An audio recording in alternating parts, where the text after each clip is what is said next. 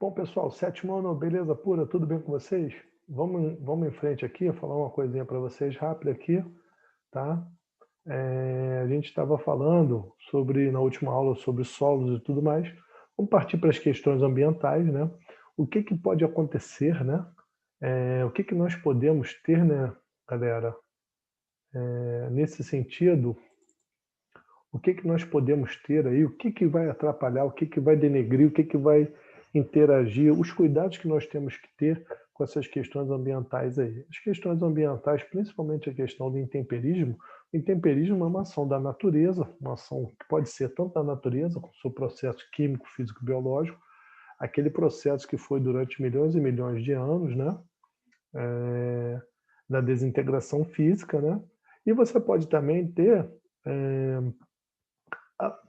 com o clima, né, decomposição também a questão das águas, das chuvas, dos ventos, né? E você vai ter um modelado, você vai moldar, então, você vai moldar, né? Você vai moldar, então, você vai moldar, estou mexendo aqui, tá? Por isso que desculpa aí, mexendo no som para aumentar para vocês aí. Então você vai moldar o solo, o modelado terrestre. Você tem algumas coisas que o vento, a água, as chuvas, elas fazem o transporte dos materiais mais grossos até os mais finos para você ter esse transporte, esse arraste. Então, lembrando a você, os transportes podem ser lentos, né, com a erosão geológica, ou rápido, com a erosão acelerada, lamentavelmente causada pelas sociedades. Tá? O que nós temos aí? Nós temos outros tipos de processos erosivos que são, né, que a gente tem na natureza, são os processos causados aí pela água, né, principalmente chamados sulcos erosivos, que são as ravinas, né, e as vossorocas. O que são ravinas? As ravinas são aqueles rasgos superficiais, aqueles tipo um arranhado no solo. A vossoroca já é uma abertura, um processo de continuidade, né? Processo de continuidade das ravinas. Vamos observar então uma imagem aqui para você ver o que é a vossoroca. A vossoroca é isso aqui, é um grande buraco que foi feito, né? E você vê a quantidade de troncos de madeira que ficam ali. Olha o prejuízo, olha a perda de solo que você tem aqui. Então, uma perda de solo muito, muito grande. Tá? Então, lembrando a você, os solos são transportados principalmente aí pela ação das águas, né? Poxa, mas que processo da ação das águas? Processo, conforme o livro está falando para vocês, pluvial, água das chuvas, é o mais comum que a gente tem na cidade observando. Tem o fluvial, que é das águas dos rios. No interior tem muitos rios que, quando transbordam, também fazem isso. O marinho, que pelas águas do mar. As falésias de Natal, elas têm um processo erosivo muito forte ali. Você tem o eólico, da ação dos ventos, o glacial, por aí vai. Então, o que que nós temos aí? De uma certa forma, os processos erosivos, olha aí, até marquei aqui para você. Dá uma olhadinha aqui, ó, do lado, ó, marquei aqui para você agora. Os processos erosivos têm deixado o Brasil muito preocupado. O Brasil depende muito dos solos para a sua economia, seu processo na agropecuária, no agronegócio, mas deixam todos os outros países também muito preocupados quanto a isso. Então, nós temos alguns processos erosivos aí. Vamos dar uma olhada para cá. Os processos erosivos vai depender muito do tipo de solo, conforme eu já te falei, solo argiloso, arenoso, solo de massapé, que a gente viu no outro vídeo. Então, temos um tipo que é predomínio de um solo arenoso, né? Declividade. Então vamos dar uma olhadinha. O livro traz bem para vocês o processo de arenização. Ih, professor, dá uma marcada aí para a gente. Arenização. Em áreas onde você tem, principalmente, solos arenosos, solos em declive, tá? Solos em declive, ó, declive, naquela diagonal, né? E você vai ter o quê? Principalmente esse processo acontece lá no Rio Grande do Sul, está acontecendo muito no Rio Grande do Sul, em alguns municípios aí, o livro coloca para vocês, São Francisco de Assis, Rosário do Sul, Alegrete, são áreas boas de cultivo, mas que a gente está perdendo um pouco desse solo. Por que está acontecendo? Olha só, chuvas e vento, retiram a camada vegetal, faz-se um corredor, um caminhozinho de lama e sedimentos. Olha o arrasto que eu estou falando, olha o arrasto. Vem arrastando. E aí o que acontece? A ação humana, o homem vai lá com um caminhão, passa por cima, né? E aí não se preocupa, em vez de providenciar uma cobertura vegetal, ele vai deixando aquilo ali, não se preocupa tanto, pelo contrário, ih, tem areia aqui agora, vamos tirar para fazer outra coisa. Só que essa areia, ela vai passando aqui, ela vai se espalhando e ela vai causando o quê? Os famosos bancos de areia, ou seja, vai tampando a gramínea, tampando alguma área que poderia ser agricultável. Então, o desleixo do ser humano acelera também, né? Por quê? São áreas que têm muitas chuvas, declividade, um desmatamento e você não tem uma adequação, um manejo adequado. Isso é um processo que isso aí acompanha muito característica para a gente. A arenização, ela é um processo de degradação dos solos em áreas que predominam climas úmidos, tipo o sul do Brasil, que tem muita chuva e arraste de areia. Ah, eu posso dizer que já é desertificação? Não pode, porque a desertificação em áreas que ocorrem em climas áridos, semiáridos e subúmidos. Não tem nada a ver desertificação com arenização. A arenização é o arraste da areia, é o arraste desse solo argiloso que vira lama e essa lama vai tampar o solo e aí vai fazer um processo de arenização, tampando. Perfeito? Alguma dúvida?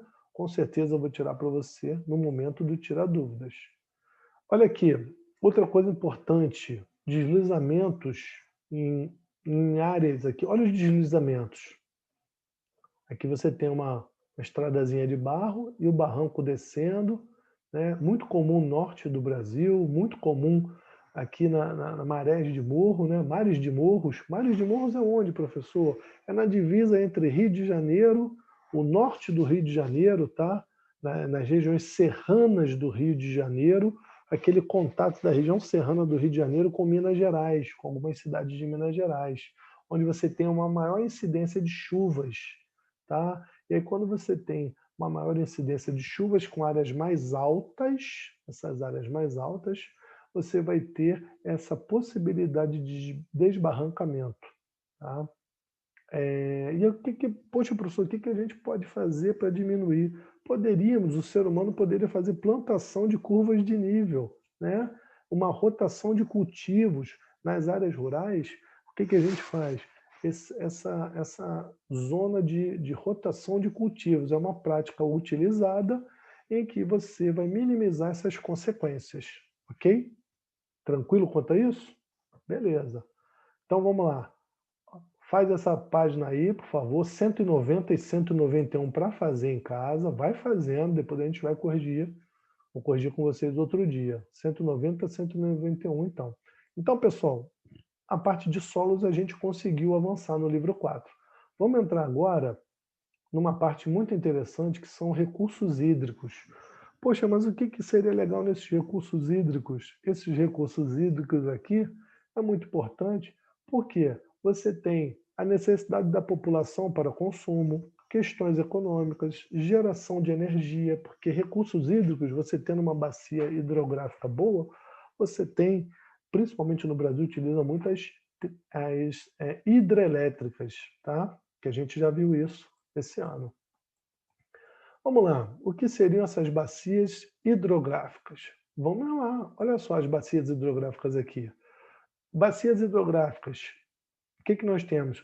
Principalmente um rio principal, seus afluentes e essa distribuição, né? Então, o que a gente tem? Bacias hidrográficas são áreas, recortes especiais delimitados conforme a direção da água.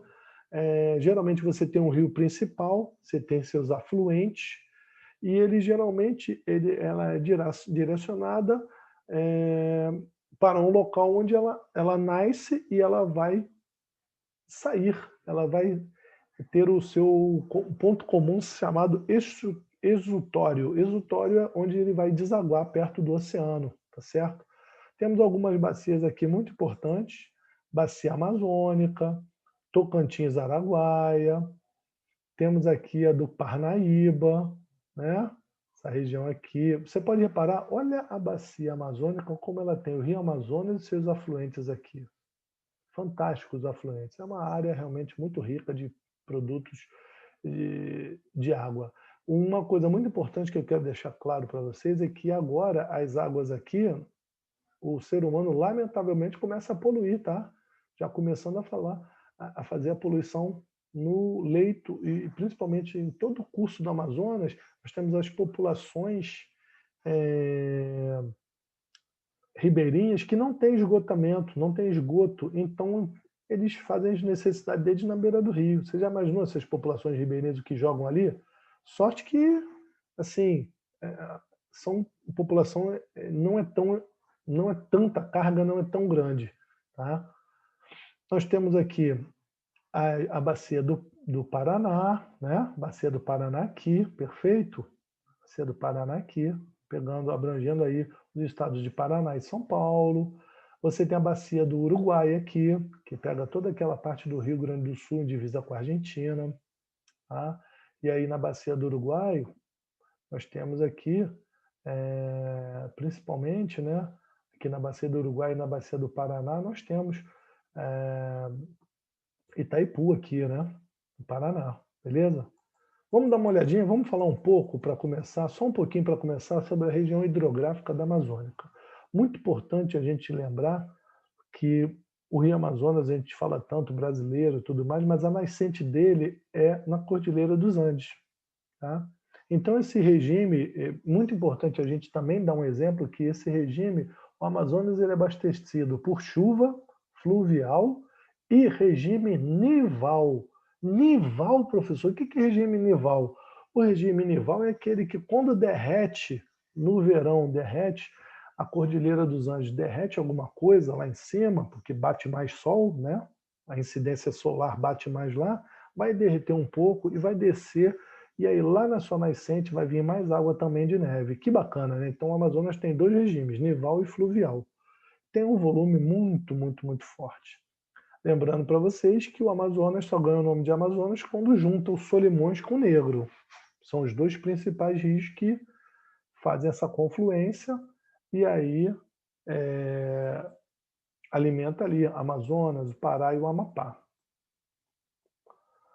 Uma das coisas importantes que a gente tem que ter, que devido à floresta amazônica, vou até marcar aqui para vocês, vou marcar para vocês que é muito importante, devido à floresta amazônica, predomínio do clima equatorial, o regime dificulta ali a abertura de rodovias. Então, você tem sempre um regime muito... Olha as fotos aqui, tem nuvens sempre carregadas.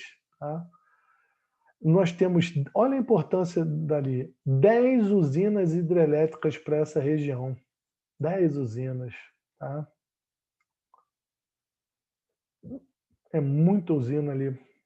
Uma outra coisa importante que essa densa rede hidrográfica aí, ela está fazendo o quê? Uma grande influência turística na região, que é o ecoturismo, tá? Atividade turística, principalmente no ecoturismo. Então são passeios de barco, passeios mostrando ali. Grandes coisas que nós temos que ter o cuidado aí. Duas coisas importantes que estão afetando muito essa região, essa bacia aí. Desmatamento e a falta de saneamento, como eu falei para vocês. Depois eu aprofundo isso no próximo vídeo. Um abraço, Sétimo.